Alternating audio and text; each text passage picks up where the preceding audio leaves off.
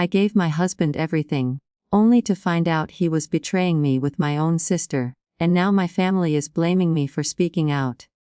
I need to write this down before I lose my mind completely, before the weight of what I've done crushes me so thoroughly that I can't even form words anymore. My hands are shaking as I type this, and I've rewritten this opening sentence maybe 20 times. There's no good way to say it. I cheated on my husband. With his best friend. And when I found out what he'd been doing behind my back, I thought I'd feel vindicated. Instead, I just feel like I'm drowning. Let me start at the beginning, because that's the only way this makes any sense. Not that it will make sense. Nothing makes sense anymore. Mark and I met in college. He was the quiet, dependable type, the kind of guy who showed when he said he would, who remembered coffee order, who never made guess where stood. We got married young, maybe too young, but I loved him. God, I loved him so much it physically sometimes. Sister Jen was always the pretty one. The fun one. The one who could walk into a room and make everyone turn their head. I was the responsible one. The boring one. The one who did everything right, got good grades, made our parents proud. Jen got to be free, I got to be reliable. When Mark and I got engaged, Jen was my maid of honor. She gave this beautiful speech at our wedding about how she'd never seen me happier. Mark was perfect for me, how she knew we'd be together forever. I cried. Everyone cried. I have the video saved on my phone, and sometimes I still watch it, just to with how naive I was. The first few years of marriage were good. Really good. We bought a small house, got a dog, talked about having kids. Mark worked long hours at his firm, and I was building my career in marketing. We had date nights every Friday. We had inside jokes, but somewhere around year 4, things started to feel different. Mark was distant, always on his phone, always tired, always with an excuse for why he couldn't come to bed at the same time as me. I told it was work stress. I told every marriage goes through phases. I told I was being paranoid. Jen started coming around more often. She'd just gone through a bad breakup, and I wanted to be there for her. She'd show at our house unannounced, raid our fridge, crash on our couch. Mark never seemed to mind.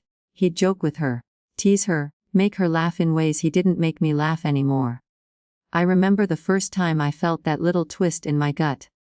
That tiny alarm bell. Mark was showing Jen something on his phone, and they were standing too close. Their heads were bent together, and they were giggling like teenagers. When I walked into the room, they jumped apart. What's so funny? I asked. Just a meme, Mark said quickly. Too quickly. Jen smiled at me. Husband is hilarious. I laughed it off, because that's what do. Don't accuse husband and sister of anything based on a feeling. Don't destroy family over paranoia. But the feeling didn't go away. It grew. Started going to the gym more. He bought new clothes. He started wearing cologne I hadn't bought him. When I asked about it, he said he was just trying to take better care of himself. When I suggested we work out together, he said he preferred going alone. He needed the space to clear his head. Jen got a promotion that required her to travel less. She started having dinner with us twice a week, 3 times. She and Mark would talk about shows I didn't watch, music I didn't listen to. I started to feel like a guest in my own. I brought it to Mark once. Gently. Carefully. Do think Jen is around too much? He looked at me like I'd grown a second head. She's sister. I thought liked having her here. I do, but what? Want me to tell her she's not welcome? No, no, never mind. My forehead, stressed. Work has wound. Maybe should take a vacation or something. I let it drop. Because he was right, I was stressed. I was probably imagining things. I was being a bad sister and a paranoid wife. That's when Ryan came into the picture. Ryan was Mark's best friend from law school. He'd moved back to town after a divorce, and Mark invited him over for dinner. Charming. Funny. Attentive in a way Mark hadn't been in months. When I talked, Ryan actually listened. He asked follow questions. He remembered details from conversations we'd had weeks earlier. Mark barely looked from his phone during that first dinner. Jen showed halfway through, and suddenly Mark was animated again, telling stories, laughing, alive. Ryan noticed. I could see it in his eyes, the way he looked between Mark and Jen, then back at me. After dinner, while Mark and Jen were in the kitchen doing dishes. When had they become such a team? Ryan helped me clear the table. Okay. He asked quietly. Why? Just seem. I don't know. Distant tonight. I forced a smile. Just tired. He nodded, but I could tell he didn't believe me. Ryan started coming around more after that. He and Mark would watch sports, video games, do all the bromance things best friends do. But Ryan also started texting me separately. Nothing inappropriate at first. Just checking in. Sending me funny articles. Asking how my day was. It felt good to be seen. To be noticed. To have someone act like my presence mattered. I told it was just friendship. That I was allowed to have a friend who happened to be male. There was nothing wrong with looking forward to his messages. But I started dressing a little nicer when I knew Ryan was coming over. Started wearing makeup on casual Saturdays. Started laughing a little too hard at his jokes. Mark didn't notice. He was too busy texting someone. Too busy making plans that somehow always included Jen. The night it happened, I'd had 3 glasses of 4, maybe. Mark had cancelled our date night last minute. Emergency at work, he said. Jen was out of town. Ryan texted asking if I wanted company. Just to watch a movie. Just as friends. I said yes. He brought my favorite. We sat on opposite ends of the couch at first, a respectful distance between us. But as the night went on, as the flowed, as we talked about everything and nothing, the distance closed. I don't remember who moved first. Maybe it was me. Maybe I wanted him to save me from the loneliness that was eating me alive. Maybe I wanted to feel wanted again. His kiss was gentle at first. Questioning. I could have stopped it. I should have stopped it. Didn't. We didn't sleep together that night. But we did everything else. And when I woke the next morning, alone in my bed, Mark snoring beside me, when had he come home? I felt like I was going to be sick. Crossed a line. Obliterated it really. And I couldn't uncross it. Ryan texted me that afternoon. We need to talk. I knew we did. I knew I needed to end whatever this was before it destroyed everything. But when he said he couldn't stop thinking about me, when he said he'd felt more connected to me in one night than he had to anyone in years, I didn't have the strength to walk away. I told I'd end it, told it was just a moment of weakness. I told Mark would never find out.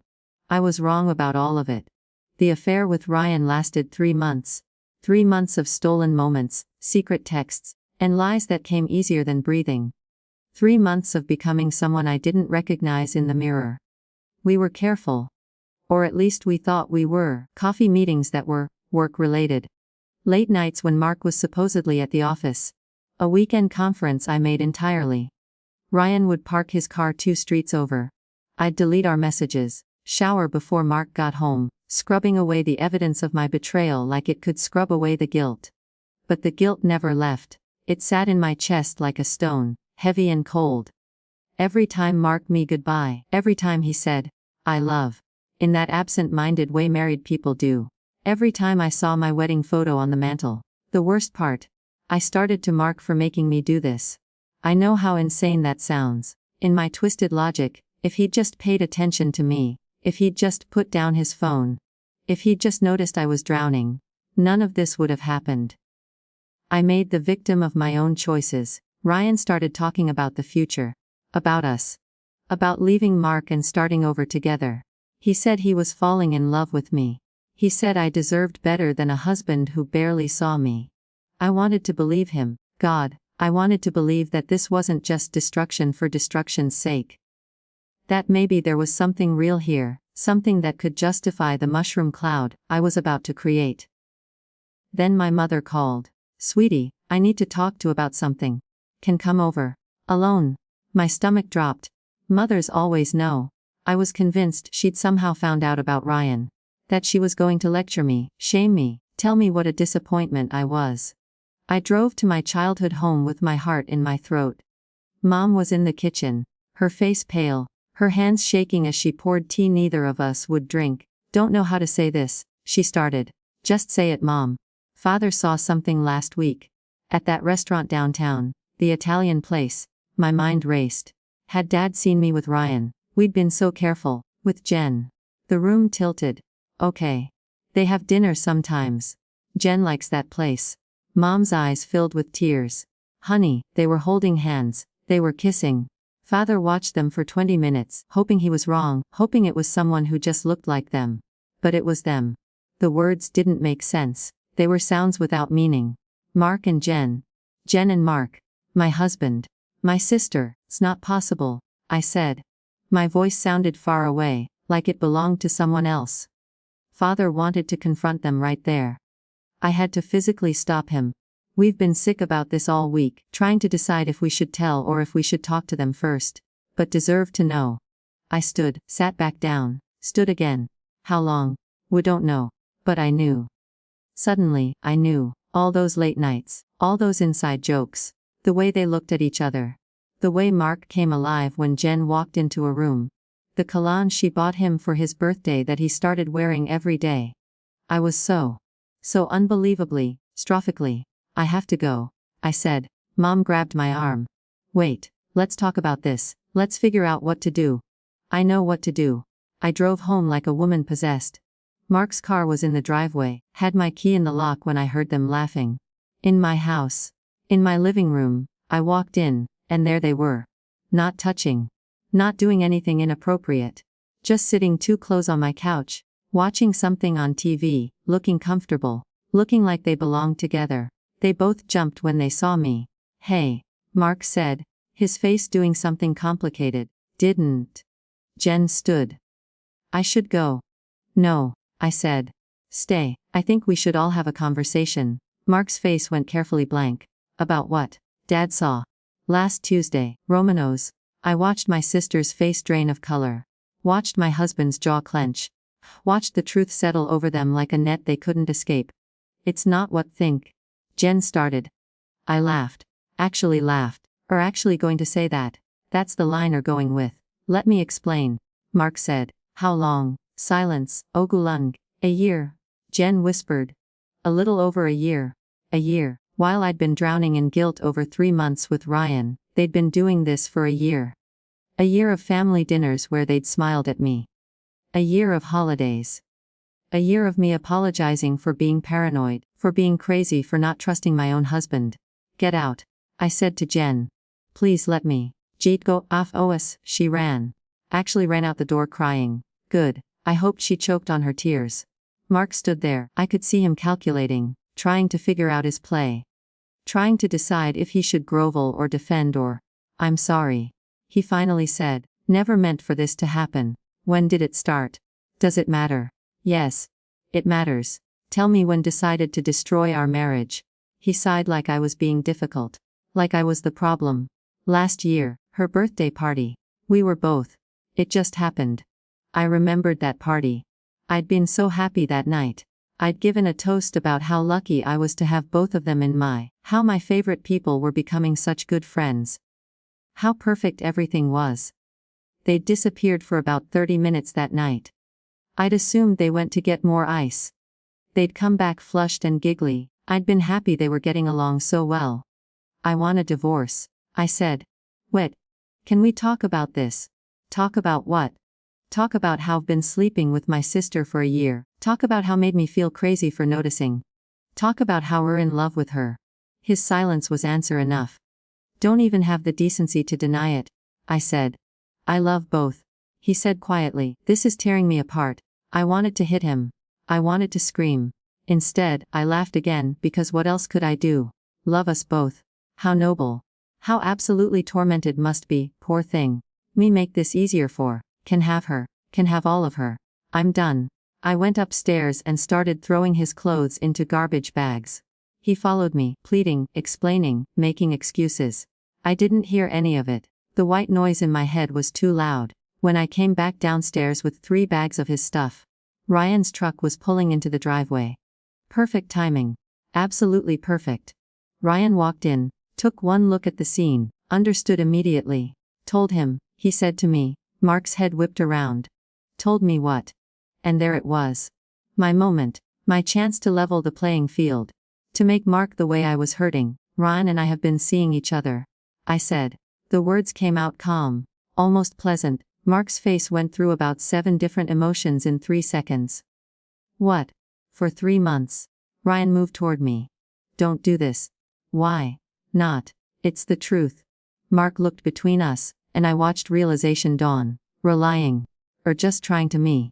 Am I? I pulled out my phone, opened my messages with Ryan, the deleted ones I'd saved in a hidden folder, just in case. Insurance. Want to read them? They're pretty detailed. I tossed my phone to Mark. Watched him scroll. Watched his face crumble. Watched him understand that his wife had betrayed him too. How could, he whispered. The audacity. The sheer breathtaking audacity. How could I repeated. How could? Been screwing my sister. That's different. How is it different? Because I actually have feelings for her. This, he gestured at Ryan. This is just being vindictive. Ryan stepped between us. Don't talk to her like that. Oh, or defending her honor now. That's Rich, my best friend. I trusted both of Pi. Lost the right to play victim when started sleeping with my sister. I said, least I waited until our marriage was already broken. Cheated on me. Or marriage was broken because mir shiuba mimi. We were screaming now. All three of us. The neighbors could probably hear. I didn't care. Let everyone hear what we'd become. My phone rang. My mother, I ignored it. She called again. Finally, I answered. What? Sister is here. She's hysterical. She told us everything. About her and Mark. About and Ryan. Father is, honey, he's having chest pains. I think we need to call an ambulance. The world stopped. What? Father. The stress. He's clutching his chest. He can't breathe. Oh God. I'm so scared. I was in my car before I knew I'd moved. Mark was yelling something behind me. Ryan was calling my name. I didn't stop. I drove 90 miles an hour to my parents' house. The ambulance was already there when I arrived, lights painting the street red and blue. Neighbors stood on their porches, watching. Witnessing our family's spectacular implosion in real time. My father was on a stretcher, his face was gray. My mother was crying. Jen was in the corner, her face buried in her hands. Dad saw me, reached for me. I'm sorry, he rasped. I should have told sooner. I should have protected Pied. Dad, no, this isn't fault. Just breathe, just focus on breathing.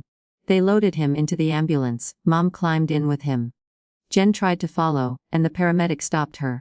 Family only, can meet us at the hospital. Jen looked at me. Please, I need to be there. Not family. I said. Not anymore. I got in the ambulance and watched her break down on the lawn. Watched the neighbors comfort her, watched her play the victim so perfectly that people probably thought I was the monster. Maybe I was. At the hospital, they stabilized Dad. Stress-induced heart episode, not a full heart, but serious. They wanted to keep him for observation, monitoring. He needed rest. No stress, no stress. As if that were possible now. Mom and I sat in the waiting room, not talking. What was there to say? Her daughters had destroyed each other. Her son-in-law had betrayed them. Her family was imploding, and it was her husband. Did love him? She finally asked. Ryan. I don't know. Maybe I thought I did, maybe I just loved feeling wanted. And Mark. Do still love him. I thought about it. Really thought about it. I love who he used to be. I love who I thought he was. But the real Mark, the one who could lie to me for a year. Who could betray me with my own sister. I don't know that person. What are going to do? It all down, I said. There's nothing left to save. My phone wouldn't stop buzzing. Messages from Mark. From Jen. From Ryan. From friends who'd heard rumors. From family members demanding to know what was happening. I turned it off. Sat in the darkness of that waiting room. Realized that in trying to Mark, in trying to make him pay, I'd destroyed everything. My marriage. My family. My father's health. My reputation. My sister. There was no going back from this. No fixing it. No redemption arc waiting around the corner. I'd wanted to matter. To be seen. To be chosen. Instead, I'd chosen destruction, and destruction was all that was left. Dad came home from the hospital 3 days later. 3 days during which I slept in my childhood bedroom, staring at glow in the dark stars I'd put on the ceiling when I was 12. 3 days during which my phone stayed off. 3 days of silence before the real consequences started rolling in. Mom made me turn my phone back on. People are worried. She said. Can't just disappear. I had 247 unread messages, scrolled through them with detached curiosity, like I was reading about someone else's. Mark had moved in with Jen. They'd gotten an apartment together. Apparently, once everything was out in the open, They decided they might as well stop hiding. My husband and my sister playing house. The texts from Mark oscillated between apologetic and angry. He was sorry for hurting me. But I'd him too. We were both guilty. Maybe we could all move forward as adults. Adults. As if adults set fire to their lives and called it evolution. Ryan had sent 43 messages. Each one more desperate than the last. He loved me. He wanted to be with me. We could start over somewhere new. He'd quit his job. Move across the country. Whatever it took. The last message was different. I told my therapist everything she said I was using to avoid dealing with my divorce. She might be right. I'm sorry. I'm so sorry for all of it. At least someone was getting therapy. My friends had divided into camps. Team Sarah, Team Mark, and Team Switzerland. The Team Sarah messages were supportive but confused. They'd heard about Mark and Jen but also about me and Ryan, and they didn't know which betrayal to focus on. Mark messages ranged from, "I always knew we're cold," to, "Mark deserves better." Team Switzerland just wanted everyone to calm down and work it out like adults. That word again. Adults. The message that broke me came from my cousin Rachel. My mom told me what happened. Everyone knows. Thanksgiving is going to be so awkward lol. Everyone knows. Of course everyone knows. This is what happens when detonate in the middle of family. The shrapnel hits everyone. I went back to my house to get clothes. Mark's key still worked, but he wasn't there. Good, couldn't look at him without wanting to or scream or both. I packed a suitcase, moving through rooms that felt like a museum of I used to have. Wedding photos. Vacation souvenirs, the coffee maker we'd bought together. The couch where I'd Ryan. The kitchen table where Mark had probably texted my sister while I made him dinner. There was a note on the counter in Mark's handwriting, "We need to talk about the house, and the divorce. My lawyer will contact." His lawyer. He already had a lawyer. How efficient. How very Mark. I left the note where it was and walked out. I didn't take the wedding photos, didn't take the memories. Just clothes and my laptop and the dog Max, who whined when I loaded him into the car like he knew everything was broken. Mom and Dad's house became my prison and my refuge. Dad was on bed rest, doctor's orders, no stress, no excitement, no conflict. Which meant we all pretended everything was fine while our family rotted from the inside out. Jen called every day. Mom always answered. They'd talk in hushed voices in the kitchen, and Mom would emerge red-eyed and exhausted. She never told me what they discussed. I never asked. On day 12 of my exile, Jen showed at the house. Just walked in like she still had the right. Like she hadn't detonated our entire family. I was in the living room. She stood in the doorway, thinner than I'd ever seen her, circles under her eyes that makeup couldn't hide. "We need to talk," she said. "No, we don't. Sarah, please. I can't live like this." Then move. Problem solved. I'm sister. I laughed. It came out bitter and sharp. Stopped being my sister when started sleeping with my husband. I never meant to point. Oh well, as long as didn't mean to. That makes it all better, makes a year of lying to my face completely fine. She started crying. Real tears, not the manipulative kind. I fell in love with him. I tried not to. I swear I tried. But it just happened. Love doesn't just happen. Made a choice. Every single time touched him, texted him, lied to me, made a choice. Own it. Cheated too. There it was. The card I knew she'd play eventually. I cheated for 3 months, after'd been sleeping with my husband for a year. After he'd checked out of our marriage completely, I'd been made to feel crazy for noticing something was wrong. So it's a competition now. Betrayal is more justified than mine. My betrayal didn't involve my sister. No, it involved his best friend, so much better.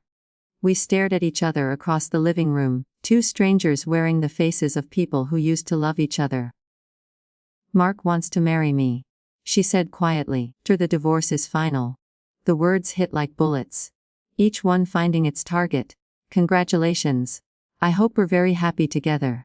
I hope every time look at each other, remember what destroyed to get there, hope it was worth it. It wasn't supposed to happen this way. How was it supposed to happen? We're going to tell me eventually. We're going to sit me down and explain that fallen in love with my husband, and could I please just step aside gracefully? Give my blessing. Be the maid of honor at wedding. I don't know. I don't know what I thought, just knew I couldn't breathe without him. Well, can breathe now, got him. 1. Take prize and leave me alone. Mom appeared in the doorway. Girls, please.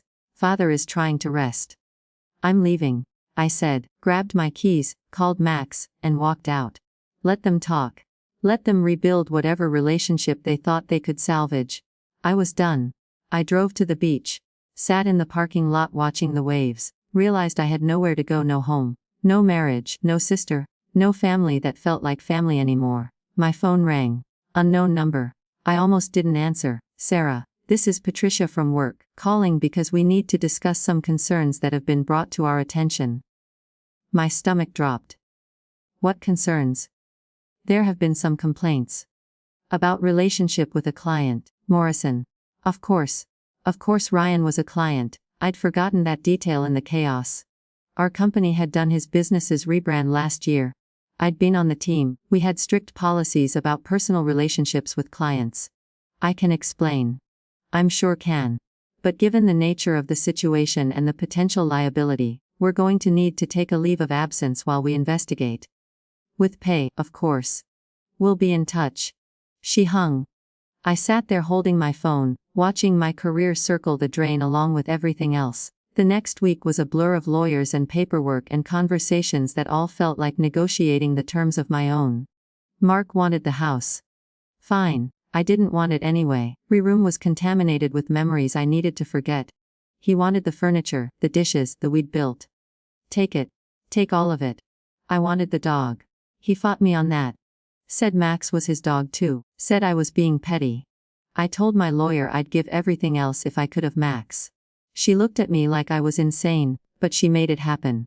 Small victories in a war everyone loses. The investigation at work concluded that while my relationship with Ryan was inappropriate, it technically didn't policy since his contract had ended before anything physical happened. Technically, they suggested I resign anyway. For the good of the company. For my own well-being. They'd give me a severance package. 6 months' salary. A confidential settlement. Everyone could move on. I signed the papers. Thanksgiving arrived like a. Mom called and asked if I'd come to dinner. Father wants everyone there. He thinks maybe we can start healing. Will Jen be there? She's my daughter too, Sarah. That's a yes. Please. I went. For my father. Not for Jen. Not for Mom. Not for any fantasy that we could fix this. Jen and Mark walked in together, holding hands. They'd been together 4 months now. Living together. Playing house. Building a future on the grave of my marriage. Dad hugged them both. Mom cried happy tears. Everyone acted like this was normal. Like we were all adults who'd moved past the unpleasantness. Sat at the table across from them. Watched Mark Jen's turkey. Watched her laugh at his jokes. Watched my parents pretend this wasn't grotesque. I'm grateful for family.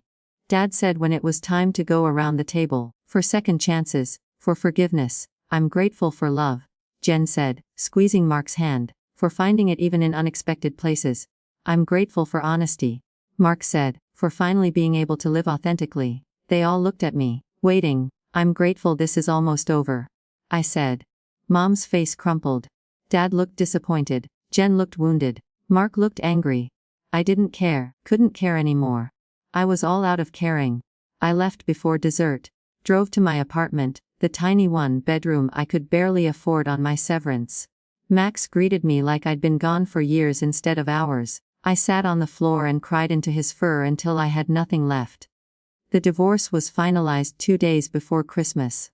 I signed the papers in a conference room that smelled like old coffee and broken dreams. Mark wasn't even there. His lawyer handled everything. I was single. Jobless. Estranged from my family.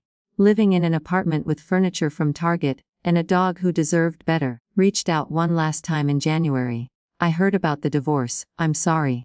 For everything. For my part in it. Deserved better than what I gave. He was right.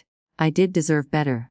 But I'd settled for worse. Chosen worse. I'd become worse. My phone rang on Valentine's Day. Jen, I'd blocked her number weeks ago, but she was calling from Mark's phone now. I answered before I could stop. What? I'm pregnant. 3 words. They rearranged my entire universe. Congratulations. I managed. I wanted to hear it from me. Before Mom told. Before anyone else told. How considerate. Sarah. Is it his? Silence. Then, of course it's his. We've been together for almost a year and a half now. I know, I can do math. I want to be in the babies. We're going to be an aunt. An aunt. To my ex-husband's baby. With my sister, they'd have the family I'd wanted. That I'd dreamed of. And I'd watch from the outside, the cautionary tale they'd tell at dinner parties about Mark's crazy first wife. No, I said. What? No, not going to be in babies. I'm not going to play happy family. I'm not going to pretend this is okay. Made choice. Got what wanted. But don't get me too. Don't get my forgiveness. Don't get to absolve by making me complicit in happiness. Or being selfish. Yes, I am. I'm being selfish. I'm protecting. From him. From all of it. I hung. Blocked Mark's number too. Sent my parents a text from the new number. I love. But I can't do this anymore. I need space. Maybe someday. But not now. Mom called immediately. I didn't answer.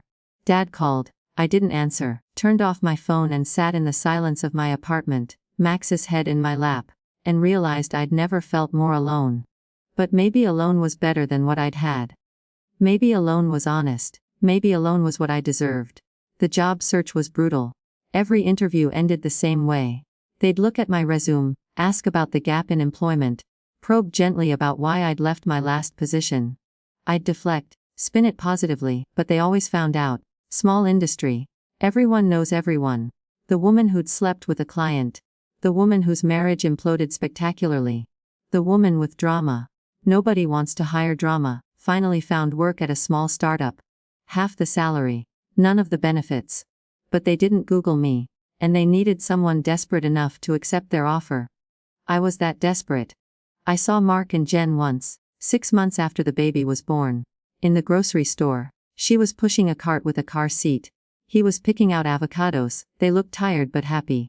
Complete. They'd always belonged together and I'd just been a placeholder. Mark saw me first.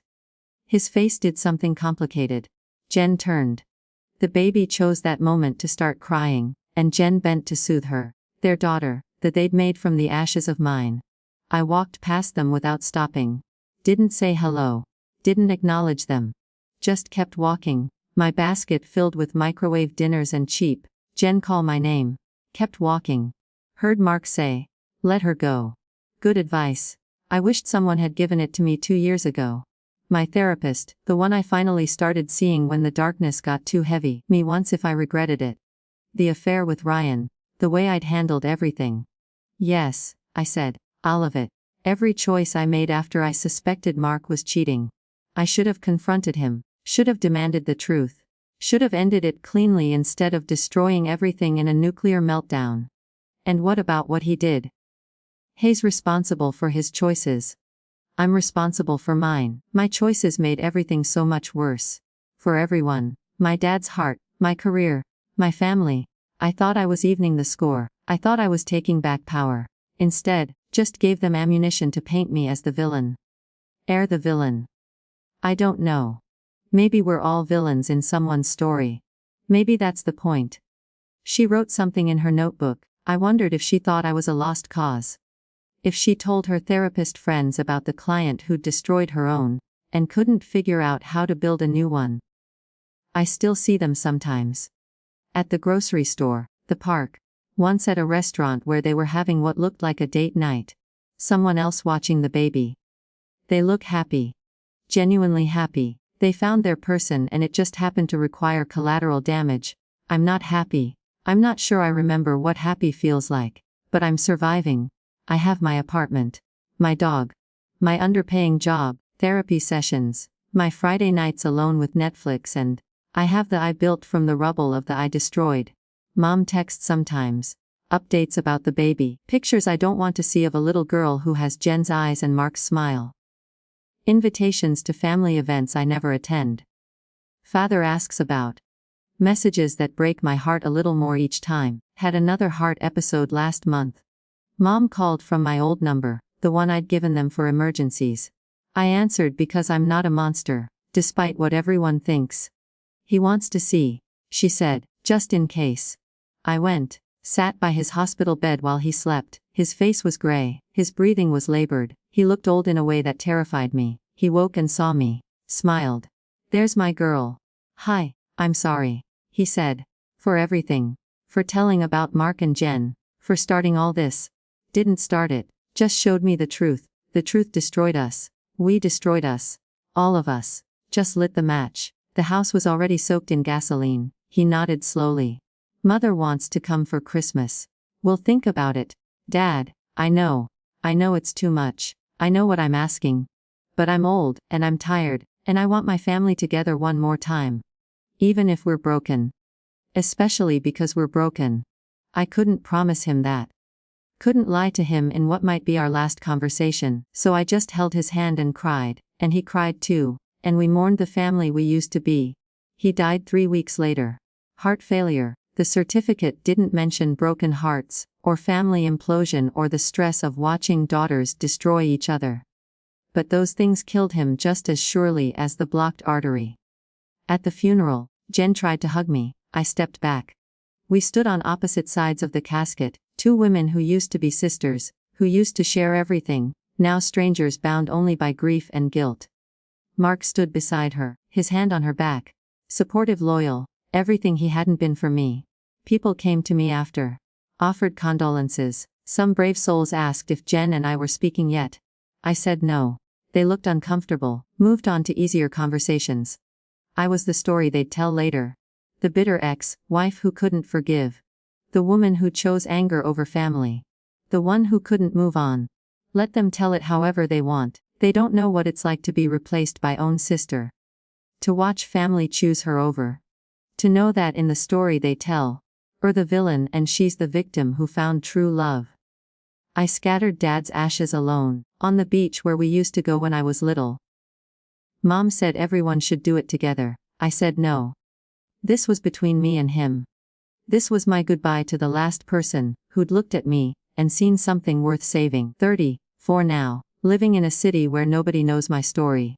I changed my last name back to my maiden name. My hair started over as much as anyone can start over when they're carrying around the weight of everything they've destroyed.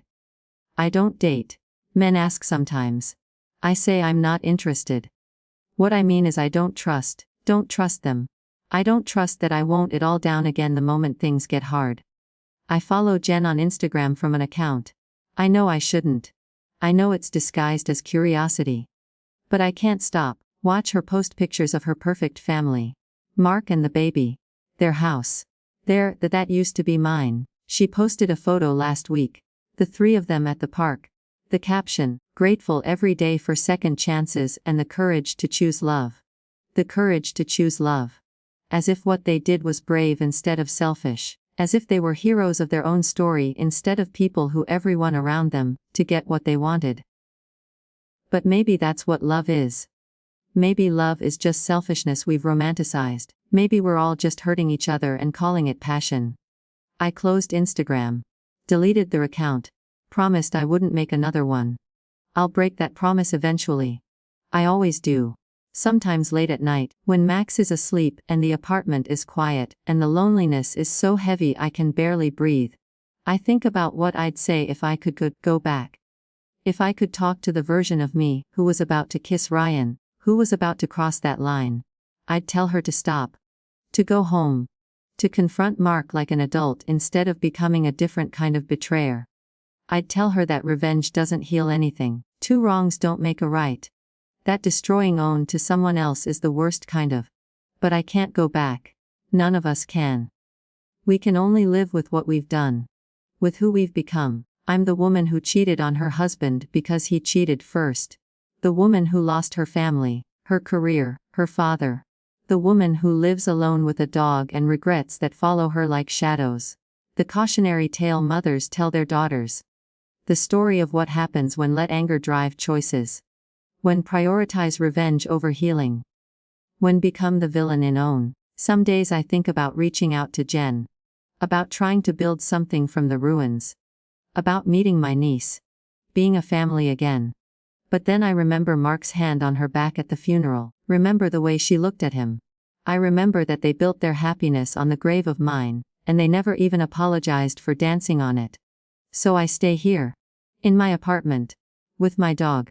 With my small, quiet that hurts nobody because it touches nobody. It's not the I wanted. It's not the I deserved. But it's the I built from the choices I made.